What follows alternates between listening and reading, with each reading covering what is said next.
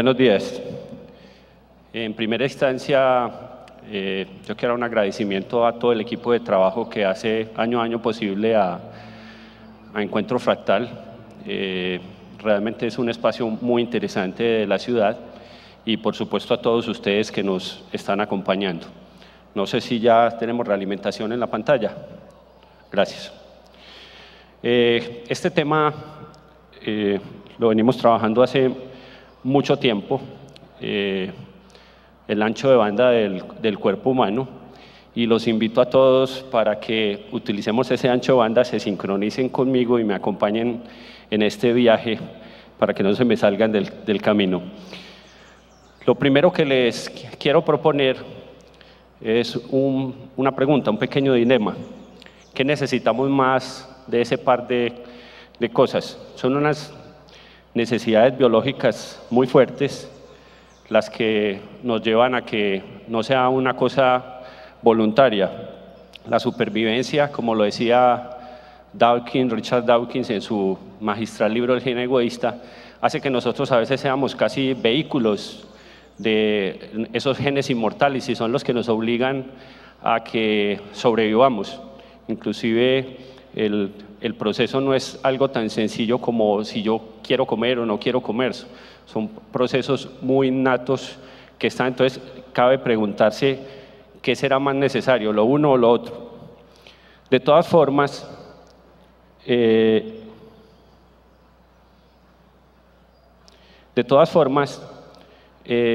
yo pienso que hay que evaluarlo de otra manera. No nos concentremos tanto en esa pequeña pregunta que les hice, sino que yo pienso que hay algo aún más importante que esas cosas y aún desde el sentido biológico. Es una necesidad bastante grande. Las imágenes tienen mucha fuerza y de hecho dentro de la charla yo espero hacerles ver eso. Esto es de un ilustrador, esta gráfica es de un ilustrador dominicano, Rafael Hutchinson, y muestra una imagen que es muy típica, inclusive en muchas latitudes. El celador, el guachimán, el celaduerme, o digámoslo de una manera más, pongámosle un poco más de nivel, el hombre de la seguridad. Y yo creo que todos nos identificamos en que esa persona con su radio, pues ya ahora modernamente muchos utilizan sus audífonos más pequeños y todo lo demás, pero la imagen con el transistor yo creo que todos las asociamos a esa persona. Esa persona usualmente en la noche tiene que pasar en vela haciendo su labor, pero usualmente no te los vas a encontrar sin ese radio, sin que ellos estén consumiendo algo más en todo momento que es información. Y si nos ponemos a mirar, lo que pasa es que nuestro proceso diario es demasiado sutil, pero está en todo lo que hacemos. Cuando tú te despiertas, usualmente lo primero que necesitas es no comida ni esa otra cosa. Usualmente lo que necesitas es información. Entonces, la primera pregunta de si sexo o comida. Bueno, de hecho, yo hace mucho tiempo, cuando era muy joven, tenía clara la respuesta. Mi mamá me decía, mijo, coma, que mire esas ojeras como las tiene. Entonces yo creo que el proceso, cuando uno evoluciona, lo empieza a ver de una manera más sutil y yo creo que hay algo que necesitamos más que eso. Lo primero que tú haces cuando te levantas es mirar qué hora es, mirar si ya es de día, prender el radio, prender el televisor, porque aunque no nos demos cuenta, consumimos y producimos información en cada instante. Eso es lo que realmente más necesitamos. Yo sé que muchas personas, usualmente cuando les presento esto, son un poco escépticos de que realmente necesitemos más información, pero vamos a hacer un recorrido, tratar de mirar eso, pero para eso primero necesitamos como unas herramientas. ¿Qué es exactamente información? ¿Qué es eso? Porque aunque intuitivamente lo entendemos, posiblemente no haya los mecanismos para cualificarlo, para cuantificarlo de una manera muy precisa. De hecho, antes de los años 40 no existía esa posibilidad. Se podía hablar intuitivamente de información, pero no podíamos saber exactamente qué era o cómo la podríamos medir. Afortunadamente vino alguien muy interesante y que vale la pena hacerle un pequeño homenaje, Claude Shannon. Claude Shannon es el padre de lo que hoy se conoce como la teoría de la información. Y Claude Shannon nos legó una serie de herramientas que nos permiten definir más claramente cuándo hay información, cuándo tenemos más o menos información. Hoy puede sonar un poquito redundante porque intuitivamente y más las nuevas generaciones, todas hablamos de esta memoria de tantos megabits o tantos gigabits, o este canal de internet que yo tengo en la casa es de 1 megabit por segundo. Entonces, de alguna manera, en la cotidianidad de lo que hacemos, en el electrodoméstico que compramos, en la capacidad de los dispositivos que utilizamos, hemos empezado a manejar el lenguaje. Pero eso no se hubiera podido llegar hasta allá si no tuviéramos una teoría que nos permitiera entender eso. Y eso en parte se lo debemos a este señor, a él y a un montón de personas que han trabajado en esos conceptos desde hace mucho tiempo. Obviamente no vamos a pretender ahora mirarlo en detalle, pero sí podemos coger algunos conceptos básicos de lo que eso significa para nuestras vidas y en especial para el objetivo que tenemos en esta charla. Hasta la palabra bit en algún momento hubo de definirse, algo que utilizamos, como les digo, tan corrientemente, en algún momento hubo de inventarse la palabra para significar simplemente el guardar un cambio de estado, como decimos siempre, tener un 1, un 0 o tener una luz encendida o apagada. Hubo que inventarse esa cantidad de información en qué unidad cabía y la tenemos en un bit. Lo más bonito es que la mayoría de las cosas que tiene la teoría de información se aplican a los lenguajes, se aplica a nuestro lenguaje. Yo sé que la mayoría de personas leyeron completamente la frase que hay ahí y si pueden ver faltan muchas letras. De entrada, eso no significa que el lenguaje es redundante, que la cantidad de información que contiene esas oraciones es menor a la suma de sus números de letras. ¿Por qué? Porque si la pudimos leer a pesar de que algunas letras no estaban, es redundante. O sea que si la fuéramos a medir, indudablemente la cantidad de información tiene que ser menor que la suma de sus letras. Eso fue una de las cosas que empezó a mirar Shannon y que hacen muy interesante el análisis desde el punto de vista también del lenguaje. Yo no sé si ustedes algún día se han preguntado por qué todas las letras de las palabras no son iguales, por qué las palabras no tienen el mismo largo, porque unas tienen 2 letras y otras pueden tener 15 o 16 o 17. Cuando uno estudia teoría de la información empieza a entender por qué, porque las palabras que más utilizamos, el lenguaje mismo evoluciona y las recorta, las pone en un tamaño más pequeño. Obviamente la mayoría del tiempo estamos diciendo sí y no podríamos tener una palabra en el lenguaje para contestar afirmativamente que fuera esternocleido mastoideo porque el mismo lenguaje la empezaría a recortar. Eso pasa cuando tú trabajas en una empresa que tiene una jerga especializada, algunas palabras que se utilizan más automáticamente se empiezan a recortar. Mi hija, por ejemplo, de 15 años, ella va recortando las palabras. Yo le digo, ¿cómo estás? Y ella me dice, mazo. Ya recortó el resto porque cuando están hablando de sus cosas, pues más rápidamente ponen ese proceso. Y eso nos lleva a un punto importante que descubrió Shannon, y es la probabilidad de aparición de la palabra. Las frecuencias con las que unas palabras aparecen o no tienen una relación directa con la cantidad de información que tienen esas palabras, que tiene el lenguaje. Cuando una fuente habla, en este caso yo soy una fuente, estoy generando información y se las estoy enviando a ustedes y es importante para que estamos en la charla. Mi mente está tratando de coordinar qué les tengo que decir, mi aparato de fonación genera esas palabras y se están llegando a sus oídos. Ahí hay una cantidad de información que yo estoy mandando. Yo quisiera saber cuánta información les estoy mandando, o ustedes quisieran saber cuánta están recibiendo en este momento. Y eso tiene que ver en parte con lo que queremos explorar en esta charla. Eso llevó rápidamente a que las fórmulas de la teoría de la información incluyeran esa P, no sé si en la resolución de la pantalla lo están pudiendo ver bien, pero significa la probabilidad. O sea, hay una conexión directa entre probabilidad e información. Se ve de una manera muy simple. Si alguien viene y me dice, Elkin, es de día, yo digo, hey, ¿qué información me estás dando? Cero información. ¿Por qué? Había muy poca probabilidad. La sorpresa que eso me generó es demasiado pequeña. Si tú me traes un dato que me genere una sorpresa, a mí me genera gran información. El comentario típico es, no te lo puedo creer. Me trajo gran cantidad de información porque me generó sorpresa. O sea que la sorpresa y la probabilidad de ocurrencia de un mensaje son los que me cuantifican la cantidad de información. Por eso en las fórmulas, por ejemplo, no nos asustemos por el nombre, la entropía de una fuente discreta, la entropía es la cantidad de información de una fuente. O sea, cuánta información puede generar esa fuente, está asociada a la probabilidad de ocurrencia de los símbolos. Aquí es una fuente binaria, o sea, que solo puede producir unos y ceros. Yo no soy una fuente binaria, porque estoy trabajando con una serie de símbolos que están en el lenguaje hablado, en el español que estamos utilizando en este momento, pero la fórmula esencialmente sería la misma. Ahí lo importante es relacionar el concepto probabilidad con la cantidad de información. No se les olvide, a mayor sorpresa, mayor cantidad de información. A menor sorpresa, o sea, certeza, cuando yo tengo certeza, no hay generación de nueva información. Esta es la fórmula para la entropía de una fuente. Es una sumatoria de 1 hasta el número de símbolos que tenga la fuente, pero si ven, en el fondo está la probabilidad de esos símbolos, cómo aparecen. Que fue lo que en determinado momento dijimos, ¿qué es más probable que cuando yo esté hablando diga sí o no o esternocleidomastoideo? Pues obviamente que aparezca sí o no, o otras palabras que utilizamos más. Lo mismo pasa con las letras, no solo a nivel de las palabras y las letras, hay letras que aparecen más que otras. La E y la A en el español aparecen muchísimo más que una P o una Z. Entonces, hagamos aquí también, alimentémonos, dejemos un pequeño concepto porque pues obviamente no todo el mundo tiene por qué saber qué es ancho de banda. En el caso nuestro es la cantidad de información, el flujo de información por unidad de tiempo. O sea, la información la medimos en bits y en sus múltiplos. Si son 1000 bits, 1 kilobit, si es 1 millón, 1 megabit, etcétera, etcétera. Si son 1000 millones de megas, entonces tenemos 1 gigabit, etcétera, etcétera.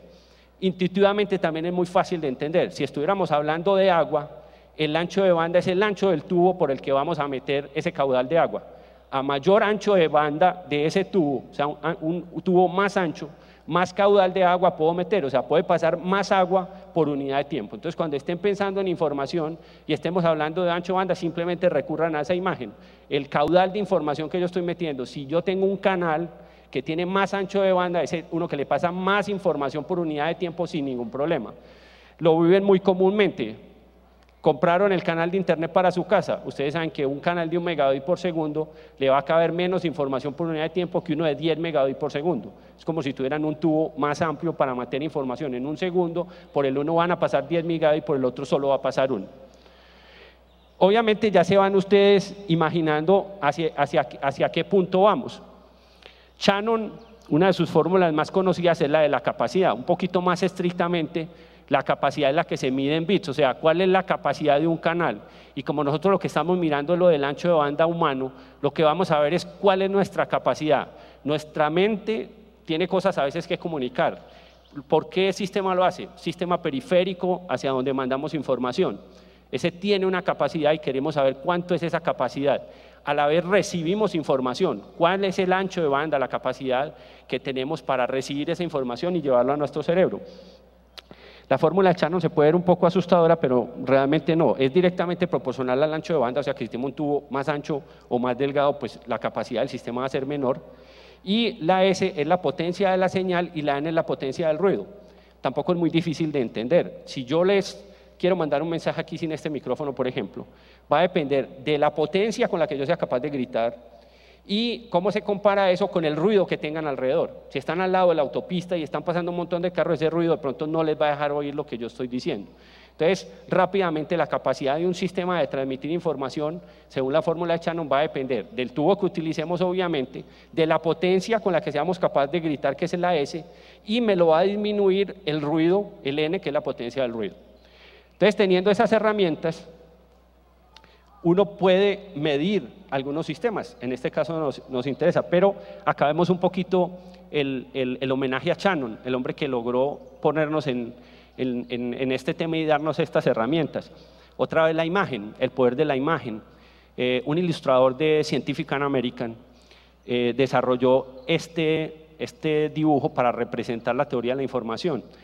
Shannon era un investigador de Bell Labs y era muy conocido por montar en biciclo y hacer malabares. Bell Labs es una catedral del avance de la ciencia y tecnología, N cantidad de premios Nobel, inclusive allá se desarrolló el transistor. Y en Bell, Claude Shannon era un ingeniero muy respetado, pero era muy típico verlo por los corredores haciendo malabares y montando en su biciclo, lo cual no era óbice para el respeto que las personas le tenían por su don de gentes y por su inteligencia. Eso lo captó muy bien este ilustrador. Si ustedes miran, toda la figura está hecha con unos y ceros, que es la base de la información.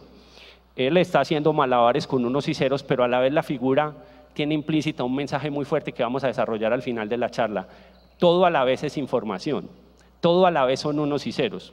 Entonces miren el poder de la imagen para transmitir con unos pocos trazos una serie de mensajes, y qué más apropiado en el caso de la teoría de la información que este dibujo. Como yo sé que venimos en un trámite, yo les estoy tratando de convencer de la importancia de la información. Hoy se reconoce la teoría de la información, inicialmente fue como un apéndice de la estadística o la probabilidad, pero hoy es una rama de la ciencia y cada vez se ha vuelto más fuerte. Hoy día la mayoría de teorías físicas se centran en que todo nuestro universo es hecho de información. O sea, tarde o temprano vamos a ver una fórmula que equipare a la masa a la energía. Ya tenemos cómo medirla y fue el pequeño resumen que miramos, pero hace mucho tiempo James Clerk Maxwell, que es el mismo de las ecuaciones del electromagnetismo, propuso una paradoja en termodinámica, como para que conectemos que información no es algo que no podamos tocar, que se relaciona con algo concreto, y propuso el famoso demonio de Maxwell. Si ven en la figura de la izquierda hay una cámara, las peloticas rojas pueden ser partículas de gas caliente y las azules frías. Todos sabemos por la segunda ley de la termodinámica que no hay energía que podamos conseguir gratis, pero él propuso, mire, si pusiéramos un pequeño orificio y hubiera un demonio que pudiera mirar, él diría, esta partícula está muy fría, no la dejo pasar, esta está muy caliente y la puedo dejar pasar. Al cabo de un tiempo, todas las partículas calientes estarían en un lado de la cámara y las frías en el otro. ¿Eso qué significaría? Haber generado energía gratis, porque una diferencial de calor lo puedo utilizar para calentar en una caldera, generar vapor y generar energía. Entonces era una forma de producir energía gratis y los físicos nunca pudieron solucionar esa paradoja. Esa paradoja es desde el siglo XIX, es disímónica y solo hace muy poco tiempo se pudo solucionar. Pero lo bonito de la solución es que el demonio de Maxwell, para poder dejar ver una partícula, tiene que pensar, decir, ¿esta la dejo pasar o no la dejo pasar? Y cuando se llegó al extremo de saber qué era lo que pasaba en la mente de él, se dieron cuenta que la segunda ley de la termodinámica no se violaba por una sencilla razón, porque borrar un bit de información dentro de la cabeza del demonio consumía energía, y esa energía era superior a la que se ganaba dejando pasar las partículas calientes. Esa es la explicación más actualizada, más moderna del demonio de Maxwell. Lo que les quiero resaltar es que tiene una conexión energía-información. Yo borro un bit y gasto energía, y eso hace que no pueda violar la segunda ley de la termodinámica. Más allá de meternos en este tema que no es la base, lo importante es entender que hay una conexión poderosa entre energía e información. Eso nos llevó a proponer una investigación que estamos trabajando, y es que yo podría, con una versión del demonio de Maxwell, poner ese demonio en otro lado, en otro lugar. Por ejemplo, ahí está pintado en la luna. Él allá tomaría con su mente las decisiones, y como transportar bits se puede hacer arbitrariamente bajo el consumo de energía, yo podría generar energía gratis en un lugar en la Tierra, por ejemplo, a costa del aumento de entropía que haría en otro lugar. Es una idea interesante, pero hay que investigarla. Además hay que dejar algo para que me inviten el otro año a Fractal. Pasemos a otro tema, también muy común a todos, la sonrisa, la risa, lo que nos genera alegría. Se van a decir, bueno, este man, ¿qué le pasó? Estamos hablando pero tiene una conexión también muy importante con lo que vamos a ver. También es algo tan natural de lo que hacemos que muchas veces ni siquiera nos preguntamos por qué tenemos la capacidad de reír, por qué nos reímos, por qué es tan importante y por qué es una faceta tan amplia del comportamiento humano. Esa es otra pregunta también interesante que queríamos hacernos, porque es algo universal. Indudablemente, casi cualquier persona, de cualquier estrato, de cualquier nivel, de cualquier país, se ríe. Eso es una cosa bonita de nuestra especie. Hay muchos estudios. La risa cumple muchos papeles sociales. El papel social que cumple la risa es muy importante. Es más, si ustedes ven un grupo de adolescentes, cuando están hablando, se ríen cada 2 minutos. Cada minuto, cada vez que hace un comentario alguien se ríe. Pero esa risa es una risa social, es una risa de aprobación. ¿Por qué, por ejemplo, nos cuesta tanto tener una risa natural cuando nos van a tomar una foto? Porque no es el proceso real de risa el que yo quiero que analicemos, es ese natural que nos produce cuando pasa algo inesperado en nuestra cabeza, y ese inesperado ya va teniendo conexión con la información que vimos ahora. ¿Cuándo tenemos más información? Cuando tenemos sorpresa. Cuando tenemos sorpresa, normalmente nos reímos. Entonces, no es la risa social, no es la risa de aceptación, no es la risa de los adolescentes, estamos hablando de esa carcajada natural que se nos produce en algunos casos, que es incontrolable, o la risa natural, la que no tenemos que fingir. Inclusive los que son actores conocen que uno de los procesos más complejos de ellos es aprender a tener una risa natural. La abordan de dos maneras, porque es muy difícil. Unos aprenden a manejar voluntariamente los músculos de la cara, que significan una risa genuina. Otros lo que aprenden es a generar un estado de alegría que los lleva a que esos músculos y todo el cuerpo genere eso. No es una cosa fácil, pero la risa natural es demasiado sencilla. Se nos produce en cualquier momento y activa una cantidad de elementos del cuerpo. Entonces, la pregunta que quisiera que se hicieran en este momento es: ¿cuándo tenemos esa sonrisa? Analicen qué punto les genera a ustedes una sonrisa genuina o esa carcajada que nos hace reír de una manera que no podemos controlar. Yo creo tener una respuesta al respecto, y es que estamos dotados de un placer. A ver, cuando tenemos hambre, tenemos dolor. El cuerpo está preparado para que nos duela y tengamos que comer, y sentimos placer cuando satisfacemos esa necesidad. Lo mismo pasa con el sexo, son necesidades básicas en las que está dolor y placer asociado. En el caso de información, indudablemente, si sentimos placer es porque estamos satisfaciendo una necesidad. O sea, ese es el objetivo de lo que les estoy planteando. Si tú sientes placer cuando descubres algo nuevo, es porque es una necesidad. Entonces volvemos al celador, necesitamos consumir información. Ustedes se han dado cuenta que cuando alguien está preso en una cárcel, el peor castigo no es que lo dejen sin comida o que le prohíban las visitas conyugales cada semana. La peor castigo para una persona es que lo aíslen indefinidamente, que lo cierren en una parte donde no pueda ver qué pasa con el día y la noche, que no pueda hablar con nadie. Lo que pasa es que está tan inmerso en lo que hacemos todos los días que consumimos información que no nos damos cuenta de esa necesidad. Pero si ustedes analizan su día a día de lo que hacen, se van a dar cuenta que la necesidad es tan grande como la de comida. Y eso lo prueba lo que les acabo de decir de cuando un preso está en una cárcel y le pone el peor castigo, que es el aislamiento. Entonces, les quería llevar esa teoría, quería que pensaran en lo importante que es la información en nuestro día a día, en nuestra supervivencia como criaturas, y ahora lo vamos a ver de una manera más clara. Nosotros somos unos seres biológicamente complejos, pero hace muchos millones de años evolucionamos de seres unicelulares y pluricelulares muy simples, y ellos consumían información. De hecho, el primer ojo es un mecanismo muy simple, es algo que detecta si es de día o es de noche. Él no tiene más capacidad de resolución, pero eso le dio a esos seres simples que tuvieron esa capacidad por una mutación aleatoria, les dio una capacidad de sobrevivencia que no tenían otros seres. Nosotros somos descendientes de ellos, o sea, nosotros estamos aquí sentados porque somos descendientes de toda esa cantidad de seres que fueron muy exitosos sobreviviendo, y una de las razones por la que muchos sobrevivieron fueron porque se volvieron mejores para recibir información, procesarla y actuar conforme con eso. Muchos investigadores de la mente humana hoy plantean que básicamente el cerebro es un órgano que hace lo siguiente: mira qué está pasando, detecta, que era lo que hacían nuestros organismos más básicos, mire a ver si hay algo para comerse o hay algo que se lo va a comer, y actúe conforme con eso y reprodúzcase. Los que tenían mayor procesamiento de información, obviamente un ser como el nuestro ya evolucionado, que tiene una capacidad de consumir información, entonces tienen mayor capacidad de sobrevivir. Esos fueron los que sobrevivieron, nosotros descendemos de ellos. Entonces, por eso es otro argumento: la información es vital en la supervivencia.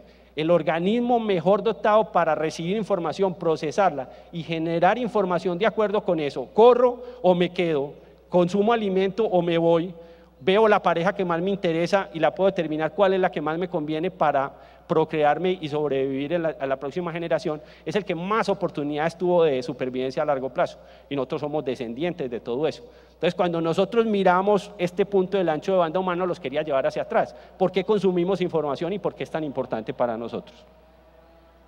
Entonces, es bonito, la sonrisa, la carcajada es un premio a cuando nuestro cerebro dice: uy, tengo nueva información. Si ustedes analizan un chiste, una broma, cuando te genera más placer, cuando te genera una carcajada más genuina, es cuando te sorprende, cuando tú no te esperas el final. Cuando el final es inesperado y tú no te lo podías imaginar, es cuando tiene. ¿Qué te está diciendo el cerebro? Hey, nueva información, muchas gracias, te voy a premiar con una sonrisa. Y esa sonrisa tiene un poco de beneficios en tu forma de ser, en tu misma salud. Entonces, vamos aterrizando. ¿Cuál es el ancho de banda que queremos medir? ¿Cuál es el que ya tenemos una justificación y digamos cuál es el que queremos medir? El de Homero.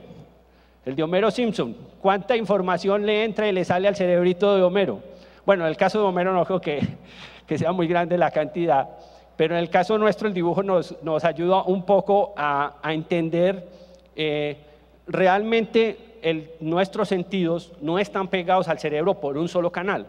Entonces, cuando hicimos la investigación, lo que hicimos fue mirar cada canal de entrada y salida y luego sumar esas cantidades. Pero en el caso del dibujo es como si todo el sistema periférico de Homero estuviera pegado por ese canal. Ese es el ancho de banda que queremos medir.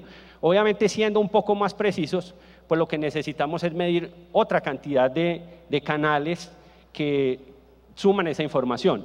El canal del nervio auditivo, o sea, a ustedes en este momento mis palabras le están llegando como ondas mecánicas al oído, están entrando al oído y ahí hay algo que las convierte a señales electroquímicas en el nervio óptico.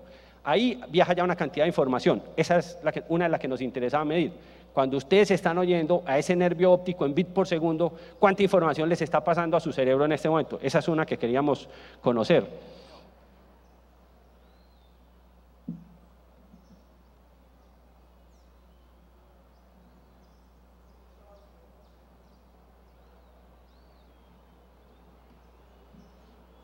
Me acaban de informar que el ancho de banda del dispositivo del display no puede ir tan rápido como nosotros, entonces nos va a tocar ir un poco más lentos, acomodar nuestro ancho de banda al de la pantalla. Qué pena, no tengo, en la realimentación que tengo aquí lo veo bien, entonces si alguna cosa me levantan la mano y yo paro. Además a mí me cuesta un poco también ir despacio. Bueno, entonces queremos ver la capacidad del nervio auditivo. Ya se nos quedó fue este.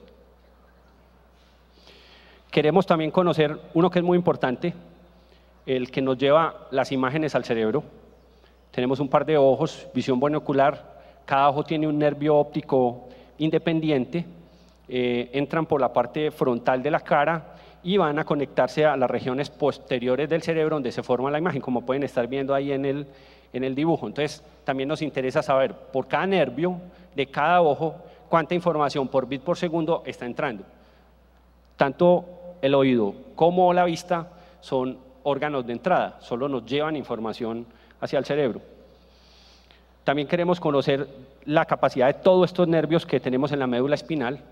El sistema sensomotor es de doble vía. A través de la médula espinal recibimos impulsos de todo lo que pasa en nuestro cuerpo, de si alguien nos toca, del piso, de la dureza, de este atril que yo estoy tocando, o sea, toda esa información viaja por nervios, por el sistema nervioso periférico, se concentra en el nervio a través de la médula espinal y sube al cerebro. Pero por esa misma médula también bajan todos los impulsos eferentes. Los de entrada son los aferentes, los de salida son los eferentes, que le dicen a mi cuerpo, tenga este tono muscular, párese, camine, mueva la mano, haga esta cosa. Entonces, ahí tenemos un sistema de doble vía. También nos interesa saber cuál es la capacidad, ese ancho de banda de la médula espinal cuando mandamos información hacia el exterior o recibimos información de ese mundo exterior para hacernos nuestra imagen en la cabeza. Y obviamente también tenemos que incluir estos, el sentido del sabor. Tenemos unos nervios que conectan la lengua y todo el sistema gustativo, el paladar, a nuestro cerebro. Ellos también tienen una capacidad en bit por segundo que se puede medir, o ese fue el objetivo de nuestra investigación. Y del sistema olfatorio, obviamente, la capacidad de nuestra nariz de captar olores. Es muy importante separar ahora que la cantidad de información no necesariamente nos indica el impacto que tiene en nuestra mente. Cuando vean las cifras, por ejemplo, del sistema gustativo, del sistema olfatorio, van a ver que son unos anchos de banda muy pequeños, pero el impacto que pueden tener es muy grande. Todos sabemos el poder evocatorio de un olor, agradable o desagradable, el impacto que tiene. Entonces puede que sean pocos bits, pero pueden tener un impacto muy grande en nuestro cerebro, puede que sean muchos y no tenga tanto. Entonces es importante que como lo mismo hizo Shannon. Shannon dijo, yo no voy a definir el contenido de la información, yo les voy a medir cómo hago para saber la cantidad de información. Aquí estamos lo mismo, nos centramos en saber cuánta entra y sale y mirar las implicaciones de eso, pero no necesariamente eso nos debe llevar a que el impacto es igual en un sistema o el otro a pesar de esas diferencias en esa capacidad. Miremoslo de otra manera, un poco más agradable, un poco más al estilo fractal, al estilo encuentro fractal. Nuestro amigo Neo. Creo que nadie dejó de ver la famosa saga de películas de Matrix y lo que eso significaba. Pero el punto que quiero resaltar aquí es en Sion, por allá la ciudad de los humanos, pues no lo sacaron en la película, porque normalmente los ingenieros nunca somos los héroes de la película, somos los nerds si acaso del programa de Ola, pero obviamente no podemos ser los héroes de la película. Entonces no los mostraron mucho, pero tuvo que haber alguien que se encargara de que esa vaina, que no sé si la están viendo bien ahí, el conector. Recuerdan que cuando se iba a pegar a la matriz alguno, entonces le metían un conector por aquí por la nuca y él ya queda conectado a la matriz.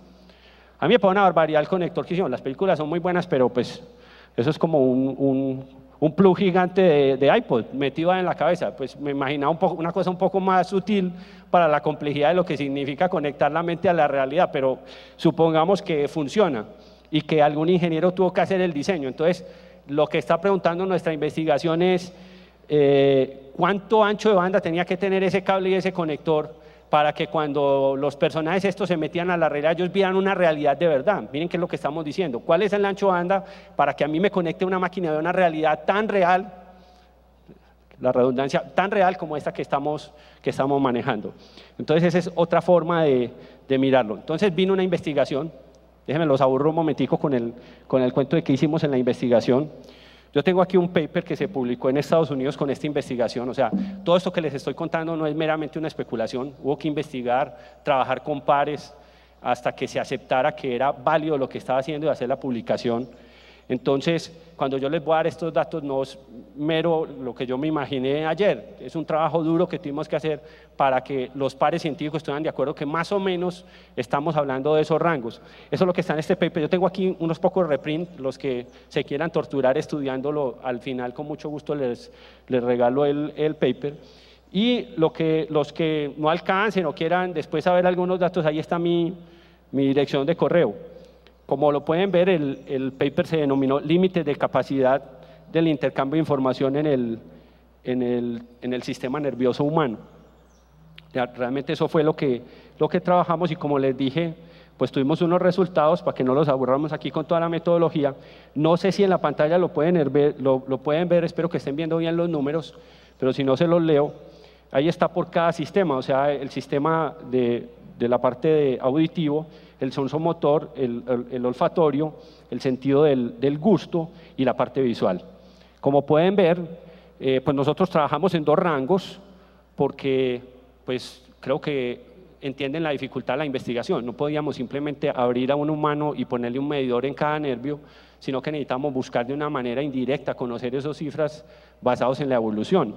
Entonces, tenemos unos rangos de mínimos o máximos, pero consideramos que podemos tomar al menos los mínimos.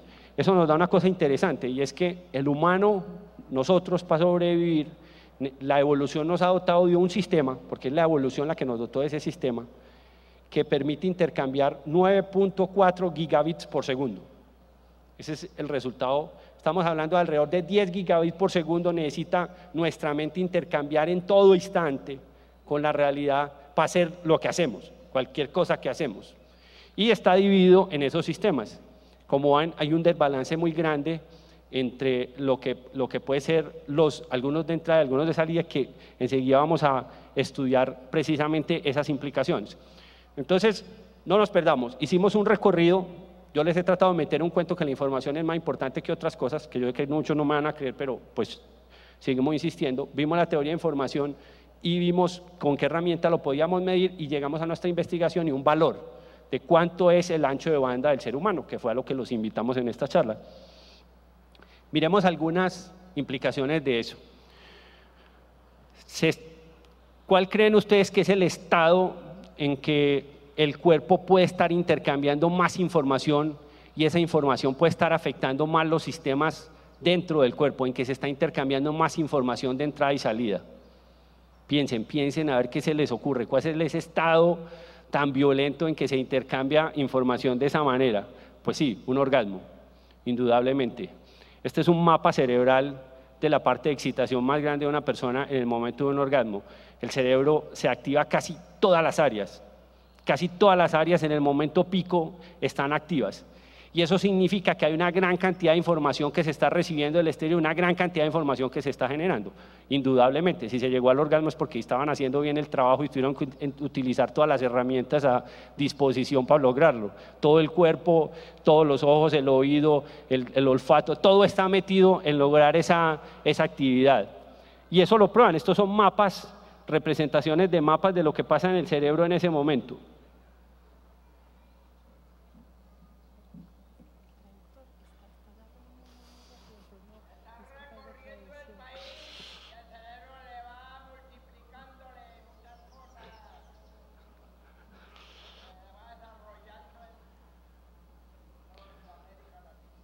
Bueno, voy a tratar otra vez de ir despacio porque ya fue el traductor el ancho de banda creo que se le agotó. Entonces, la pregunta que necesitamos es, ¿cuánta información necesitamos para un orgasmo? Ya se las di. Un orgasmo necesita 10 gigabytes por segundo continuo habilitado en todo el proceso. Esa es una de las respuestas que podemos tener ahora que antes no teníamos. Pero también tiene implicaciones en la física. Ese gatico ahí, que no sé si alcanza a ver bien, medio muerto, medio vivo, el famoso gato de Schrödinger, pues la verdad no sé ni cómo se pronuncia ese nombre alemán en español bien, Erwin Schrödinger, es el famoso cuento del dilema en la probabilidad, la mecánica cuántica, la probabilidad de que un compuesto venenoso se active o no se active y no sepamos dentro de la caja si el gatico está vivo o muerto. ¿Por qué estoy hablando de eso? Miren la palabra. Mecánica cuántica tiene un componente claro de probabilidad y eso nos lleva también a otra pregunta. ¿Esa probabilidad en la información tendrá que ver algo con lo que estamos mirando o no? Bueno, yo la verdad no sé la respuesta, solo en Fractal lo que queremos es generar preguntas. Esa es una buena pregunta para que alguien la trate de responder. Entonces la física moderna tiene una conexión hoy poderosa con información, no solo esa que yo les estoy planteando, sino que las teorías más modernas de física en este momento, tú hablas con un físico de la generación actual y están plenamente convencidos que todo el universo que vemos es hecho de unos y ceros, es solo información. No en el sentido de la matriz, no en el sentido que hay algo detrás, aunque no lo sabemos. La verdad es que yo me pongo a ver a mi hijo jugar un videojuego y al nivel que han llegado esas realidades de los juegos que ellos están y los personajes que hay adentro y ese mundo cómo se comporta. Y yo digo, si esos personajes algún día evolucionaran en el juego y tuvieran algún nivel de conciencia, ellos les costaría mucho creer que su mundo está hecho de unos y ceros. Pues yo que soy un observador que estoy afuera, miro la caja y digo, claro, son unos y ceros, están allá en el Xbox, en la caja. Pero desde el punto de vista casi de mi hijo, yo creo que él cree que son reales porque él es feliz ahí metido. O sea, un observador bien humano dice, es casi real lo que está allá mirando. Para alguien que se abstrae y sale y dice, esos son unos y ceros. Esos personajitos en 100 o 200 o 300 años que hablan de juegos, algún día van a empezar a investigar y alguno, el elegido, va a decir, no, es que estos son unos y ceros en una consola de Microsoft. Bueno, otra consecuencia interesante de la investigación es para la gente que trabaja simulación, y para personas como Amber Case, que lo han visto acá, la parte de ciberantropología, la posibilidad de que nosotros tengamos narices artificiales, oídos artificiales, brazos artificiales. La investigación también quería decirle, bueno, si vas a hacer una nariz artificial, ¿cuánto ancho de banda tiene que tener tu cable cuando lo pegues para que los 1000 olores aproximadamente que somos capaces de captar y las 5000 intensidades que manejamos se puedan traducir y la persona realmente sienta que está haciendo bien su trabajo? Y más si queremos hacer un proceso de realidad virtual completa. Si queremos algo inmersivo, ese diseñador va a tener que coger y decir, bueno, ¿cuánto ancho de banda tengo yo que tener para que eso funcione? Entonces, son algunas de las consecuencias que tenemos con eso. Pero hay otro efecto importante, la relación que tenemos de ancho de banda y el procesamiento. Hay una ley de Amdahl que habla de la capacidad que tiene que tener el procesamiento respecto al ancho de banda. él habla que por cada megabit de ancho de banda tengo que tener un MIPS, 1.000.000 de procesamiento de instrucciones por segundo. Es una ley empírica que nadie ha podido probar, pero sucesos recientes, como el hecho de que ya las máquinas nos puedan ganar en ajedrez, o recientemente en el concurso de preguntas en Estados Unidos, la máquina también de IBM que llama Watson también haya sido capaz de ganarle a los campeones tradicionales del programa, nos lleva a que posiblemente si aplicáramos la ley de Amdahl, ahí no lo van a ver muy bien, pero lo que hice yo es, si nuestra capacidad de entrada y salida son 10 gigabits por segundo, nuestro procesador equivalente en MIPS ya lo superamos, o sea, ya los procesadores lo tienen. Yo no quiero que se confundan con eso. Nuestros procesadores atacan el problema en forma bruta por velocidad y nuestra arquitectura es muy diferente y nos falta mucho para descifrar eso. Pero solo con capacidad bruta ya están logrando cosas que en el pasado no aceptamos. Lo que pasa es que con inteligencia artificial pasa una cosa muy graciosa y es, cada vez que hacemos algo nuevo, entonces ya decimos, no, es que para jugar ajedrez no necesita tanta inteligencia. Pero en realidad es un despropósito porque si le hubieran preguntado a cualquier persona muy inteligente hace 100 años si una máquina le ganaba al ajedrez a un humano, iba a aceptar que estaba haciendo un comportamiento inteligente. Entonces lo que les quiero decir es, sí vamos avanzando en ese paso y cada vez las máquinas tienen mayor capacidad. Hay otra cosa que no sé si notaron en el cuadro, yo lo llamo el embudo, y es que la capacidad de ingreso de información está del orden, por la vista esencialmente, de 8 o 9 gigabits por segundo y la de salida solo en 1 gigabit. ¿Eso qué significa? Que tenemos mucha capacidad de captar información, pero muy poca de sacar. Tú vas a esta charla y la captaste, sales y te ponen a escribir un artículo sobre eso y es un dolor, te pasas una semana porque la capacidad del ancho de banda que tenemos de salida es muy pequeña. Entonces nos cuesta mucho volver a contar, volver a escribir, porque ese ancho de banda de salida es muy pequeño. ¿Por qué es tan pequeño? Porque es que no se diseñó para ser periodistas, ni científicos, ni expositores, se diseñó para sobrevivir. Entonces, para sobrevivir necesitabas captar mucha información de qué pasaba, viene un depredador y una orden rápida, corre, entonces la salida es muy pequeña. La entrada para ver el todo es muy grande, se tiene que ser muy grande para poder analizar, pero las acciones son muy pequeñas, no están hechas para que seamos escritores de ciencia ficción. Entonces eso cuesta mucho trabajo, el que quiere escribir es doloroso porque todas las ideas se agolpan en la cabeza, pero se tienen que ir destilando gota a gota, se complica mucho la salida.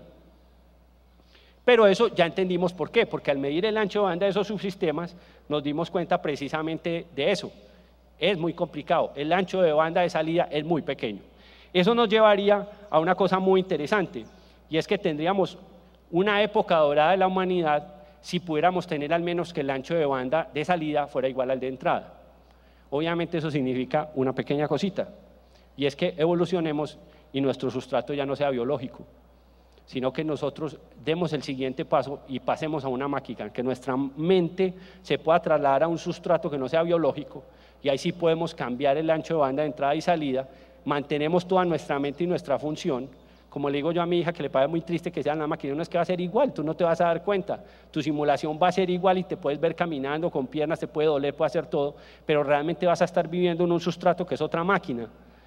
Yo sé que suena muy triste para muchos, pero la verdad yo pienso que si no nos autodestruimos en estos años siguientes, es muy probable que tarde o temprano lleguemos a ese proceso. Y va a ser una etapa muy bonita porque la comunicación entre todos va a ser en ese sustrato, o sea, va a ser información como hoy se comunican las máquinas. Inclusive yo cuando me imagino una civilización muy avanzada, me la imagino desmaterializada, me la imagino simplemente bits de información que forman su conciencia y ellos se comunican solo por flujos de información.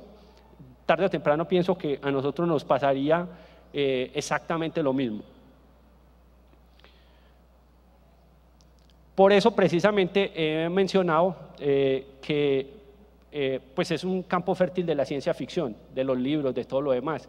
Es el campo fértil de Encuentro Fractal, pero yo pienso que aunque muchas películas son de las peleas de los humanos y las máquinas, creo que nunca se va a dar ese enfrentamiento, porque cuando las máquinas tengan esa capacidad, ya somos ellos, ya estamos en las máquinas, ya nos pasamos. Entonces, ese famoso proceso posiblemente no lo vamos a tener. Yo he recibido mucho placer aprendiendo de mucha gente, del pasado y del presente, gente a la que le debo muchas cosas y la que he aprendido lo que ha pasado. Y a ellos les debo precisamente eso. Si yo logré hoy que al menos una persona de ustedes alguna idea le haya ensanchado su cerebro, creo que está pagado todo. Muchas gracias.